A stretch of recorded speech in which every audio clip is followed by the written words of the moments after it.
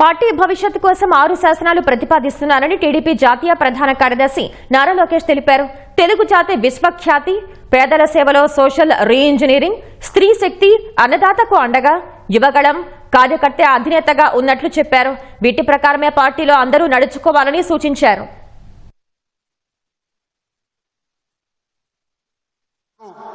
పార్టీకి కార్యకర్తలకు మంచి భవిష్యత్తు అందించాలన్న లక్ష్యంతో సరికొత్త నినాదాన్ని రూపొందిస్తున్నాము. దీనికోసం 6 శాసనాలు నేను ఈరోజు మీ ముందు ప్రతిపాదిస్తున్నా. మొదటిది తెలుగు జాతి విశ్వఖ్యాతి, 2 యువగలం, 3 స్త్రీ శక్తి, 4 పేదల సేవల్లో సోషల్ రీఇంజనీరింగ్, 5 అన్నదాతకు అండగా, 6 కార్యకర్తలే అధినేత. గత ప్రభుత్వ హయాంలో రాష్ట్రం నుంచి పరిశ్రమలను వెళ్లగొడితే టీడీపీ హయాంలో పరిశ్రమలు తరలివస్తున్నాయన్నారు. లోకేష్ ఎన్నికల్లో ఇచ్చిన హామీలను నెరవేర్చే విధంగా వెళ్తున్నట్లు తెలిపారు.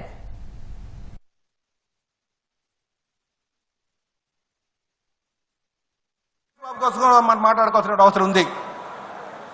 కార్యకర్తలందరికీ అండగా ఉంటున్నారు.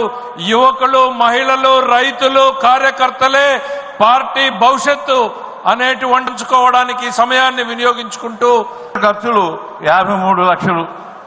లోకేష్ బాబు కోసం మాట్లాడుకోవాల్సిన అవసరం ఉంది. కార్యకర్తలందరికీ అండగా ఉంటూ లోకేష్ బాబు కోసం మాట్లాడుకోవాల్సిన అవసరం ఉంది.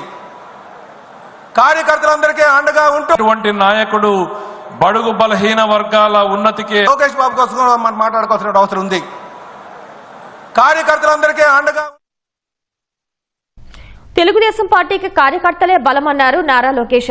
గత ఎన్నికల్లో చాలా మంది కష్టపడి పనిచేస్తే చంద్రయ్య లాంటి కార్యకర్తలు తమ జీవితాన్ని అర్పించారని కొనియాడారు. పార్టీ కోసం కష్టపడిన వారికి సముచిత స్థానం ఇస్తామని హామీ ఇచ్చారు. వాళ్ళ నాయకుడికి జై చెప్పమంటే జై తెలుగుదేశం, జై చంద్రబాబు నాయుడు అని చెప్పి ప్రాణాలు పోగొట్టుకున్నాడు తోట చంద్రయ్య. ఈ రోజు నేను ఈ సభాముఖంగా గర్వంగా చెప్తున్నా, ఆంధ్ర రాష్ట్రంలో ఎప్పుడు జరిగిన విధంగా తోట చంద్రయ్య కొడుకు కూడా ఈ రోజు మన ప్రభుత్వ ఉద్యోగం ఇచ్చింది. అందుకే తెలుగుదేశం పార్టీలో కార్యకర్తలే మన అధినేత. ఈ రోజు మేమందరం ఈ వేదిక మీద నుంచున్నామంటే దానికి కారణం తెలుగుదేశం పార్టీ కార్యకర్త చెమట. ఆనాడు చంద్రబాబు గారు ఒక్క పిలిపిస్తే బాబు షూరిటీ భవిష్యత్ గ్యారంటీ చేశారు.